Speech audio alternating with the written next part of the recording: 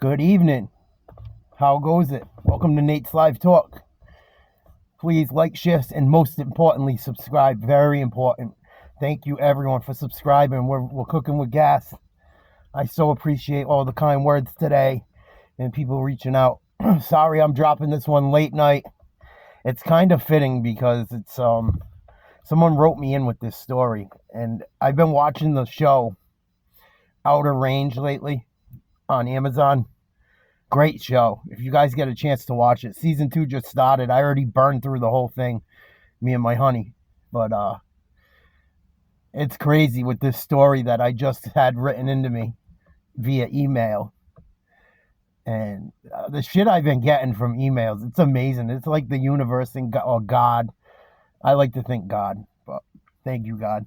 I keep fucking getting emails and about topics I'm interested in and people reaching out. It's fucking amazing. Thank you to everyone.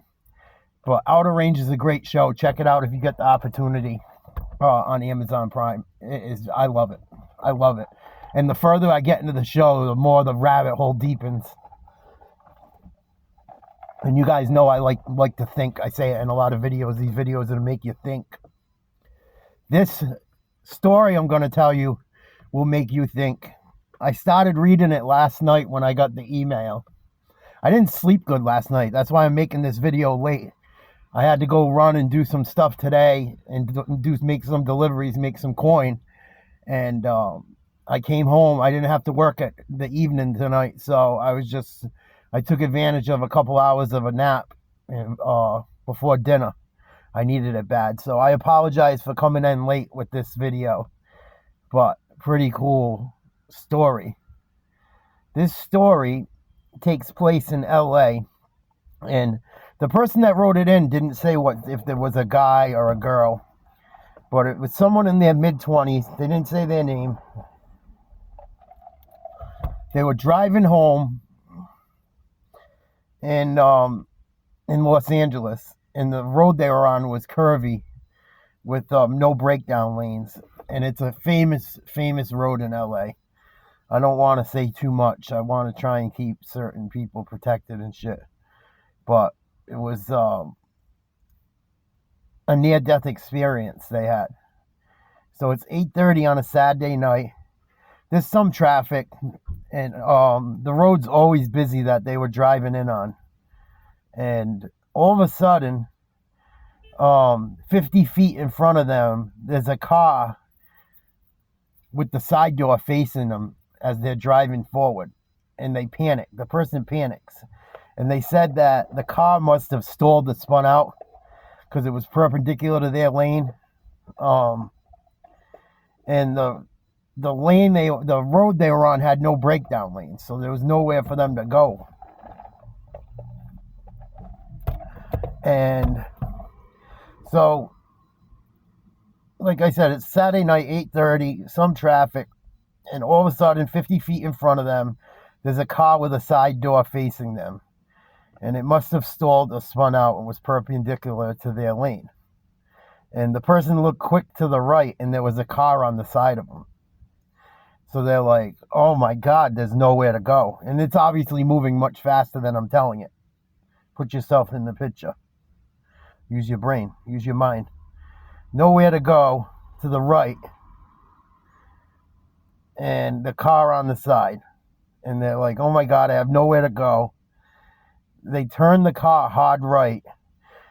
Don't know how they did it, but cleared that car, then hard left to clear the other car. And while it's happening, the person said they had flashbacks of being at Disney and never had that memory before. And they think their life was flashing before their eyes.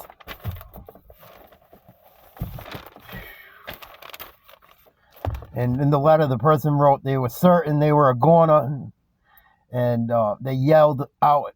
And they think they yelled out. I don't know if it was subconsciously or not, but they yelled out that they weren't ready to leave Earth and life, and screaming and begging for their life. And they were spinning around like a top, they said. And all of a sudden, the car stops when it shouldn't have. Like, they were going way out of control, spinning faster and faster. The person says they don't know how the car stopped when it did. It wasn't ready to stop. And they're begging for their life to God. And all of a sudden, like I said, when the car wasn't supposed to stop, it was still moving fast. They said it in the letter, the email, they said that the car was moving even faster, it seemed like. And then all of a sudden stopped. And there was no whiplash, no anything. If a car stopped that quickly, you would think it would have, one of these or bucked. That person you would think would have been hurt. And they did sustain no injuries. And the car was spinning radically, and it stops in the opposing lane. And the person looks around, and there's not a single car around. Nothing at all. No fucking cars. No cars around, no people around, no nothing around. And this is on a busy road in LA. Very busy road. Where a lot of rock stars and shit used to go. That's all I'm going to say about that. And they looked around, no cars, nothing at all. They were like 10 minutes from home. They're driving home after they gathered themselves. Didn't see another person or car the rest of the way home on one of LA's busiest streets that just had all this fucking action on it. Cars and people and shit. But, and they said where that is on a Saturday night, it never happens. Never. Never. They didn't see a fucking thing the whole way home for 10 minutes on a busy Saturday night in LA. On a famous LA street. They get home, walk into the house, and the person says that they thought they had died and were in limbo. And they're wishing their roommate would come home, and the roommate's not coming home. So they're getting impatient.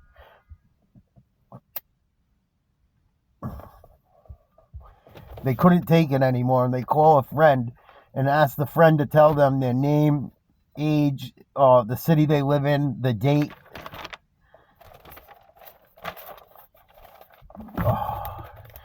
And the friend convinces them that they're alive and okay, but the person that wrote the email just doesn't understand it to this day.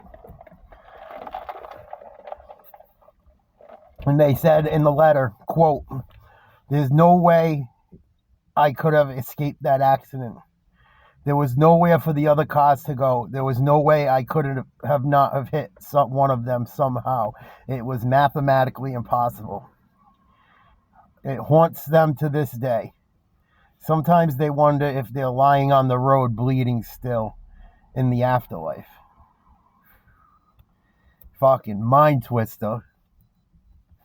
And they said after countless years of meditation, spiritual development, and they got into research in quantum physics, they wonder what life they jumped into, they said in the email.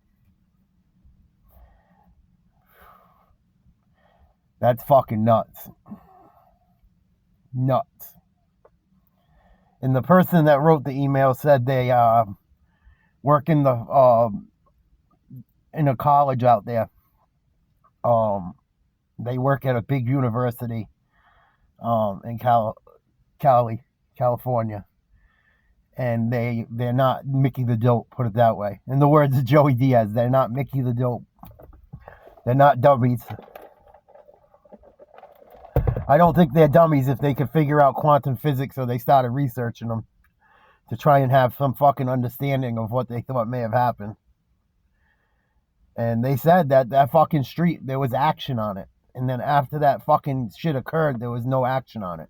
Like everything disappeared. So I can understand why they think they went to an alternate reality. What do you guys think? I'm going to leave the comments up. I want to know what people think happened to this person in this story. Near-death experience. They didn't go to the afterlife, or maybe they did. We don't know. We don't know. NDEs are fucking very fascinating. And they wonder if they jumped into another timeline. They wrote it in the fucking email. Wild shit. Fucking wild shit. Always wild shit, man. I told you. I fucking I always have wild shit happening. And thank you for writing in, whoever wrote this. And I hope I did right by you telling it. But, when I was thinking of doing 10 seconds of thinking a song, I already kind of picked one out in my head. And while I was reading this last night and doing it before I came out and, reading it and writing notes so I could tell it where it was easy for me to tell. And it's not easy to tell someone else's story. Like I don't want to just sit there and read everything, because there's certain stuff I don't think that should be in it to protect the people involved in shit. But all I could think of was Pink Floyd Time. Reading this, I actually put it on the radio today when I was thinking about how I was gonna present it while I was delivering. But yeah, it makes me think of Pink Floyd Time. Taking away the moments that make up a dull day. Kicking around a piece of ground in your town or hometown or whatever. Are you?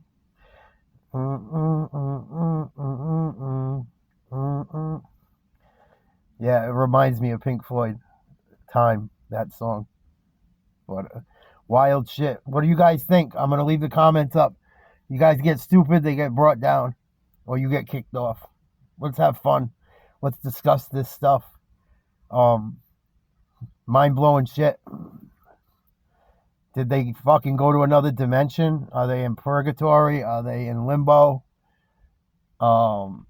Did they pass and just go to... I don't know. What do you guys think?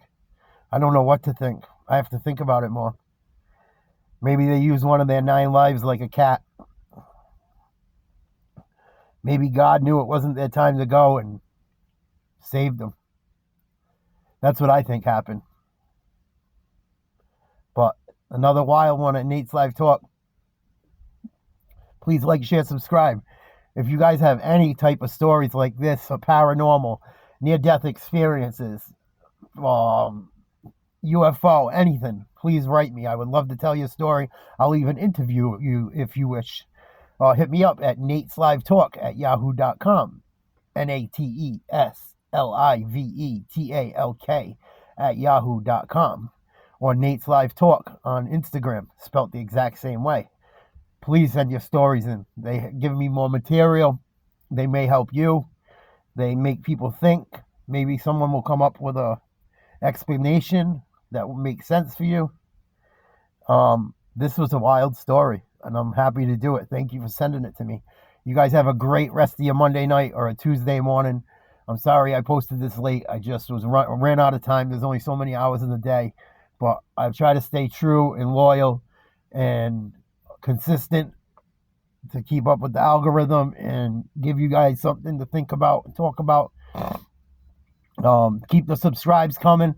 Thank you guys so much for the support, for the time. Please leave some comments on this. This one's fucking wild. Wild. Really cool and wild. Thank you for writing in. Thank you for watching. Be nice to people. Be nice to each other. Don't take no shit, but don't do nothing stupid. I love you guys. Salute. Over and out. I'll see you guys tomorrow. Hasta mañana.